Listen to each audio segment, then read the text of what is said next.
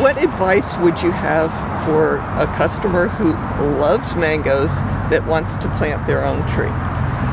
I always talk to a customer that wants to buy a tree, and I ask them a few questions. First of all, where do they live? Because if every mile further west they go, it starts eliminating varieties. There's varieties that do great here that will do terribly on Jog Road. They just won't do well.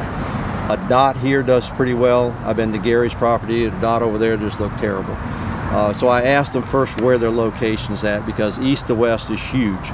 And then the second thing I asked them is how big is their yard, because you have big trees and you have moderate sized trees and small trees. If they have a smaller yard, they don't want to get a Valencia Pride, because it's going to be it wants to be a 50-60 foot tree.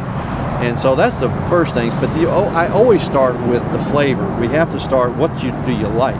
And then once you decide what you like, then we have to talk about where you live and the size of your yard, because we may have to start eliminating selections. You may have a half dozen trees that you like, and all of a sudden we get down, there's only one that'll work for your place.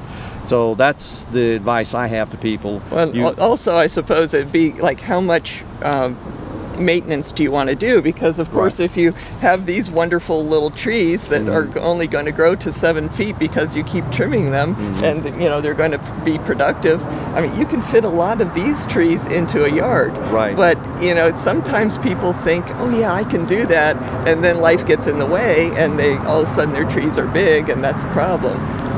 So yeah. Well, the thing with most homeowners is they're not going to do what we do.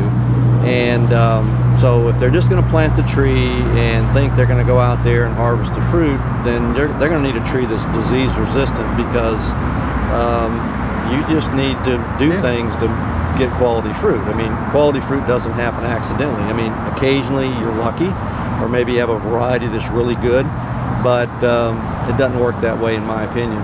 So, well, fortunately, we have a lot of really good varieties in Florida. So usually there's a low maintenance tree that fits the bill.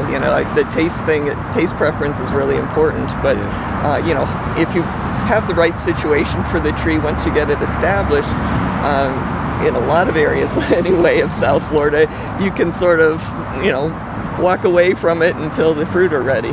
Well, one variety I think that if for people that just want to plant a tree and not be bothered with it, the taste of the fruit is good. It's nothing to get excited about. Is a Duncan. I mean, a Duncan is very disease resistant. It's a good producer. You can just plant it and forget about it. It doesn't get big. It's a moderate sized tree.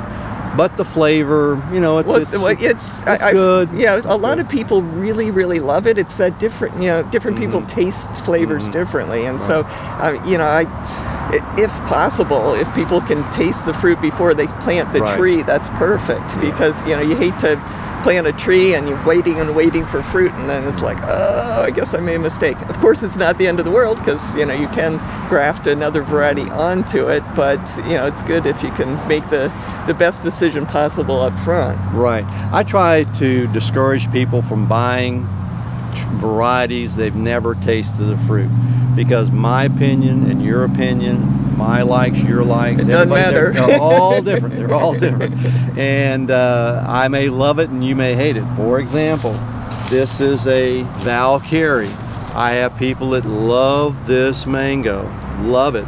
I do not like this mango. See, we share that. I've eaten several and I have a hard time eating them. It's just too strong for me. And I had one of my customers that had a tree, and she wanted to bring me a mango as a gift and all this, and brought it to me, and I'm going, I got to eat the mango because she gave it to me as a gift, and I had a very hard time eating it. It's just too much.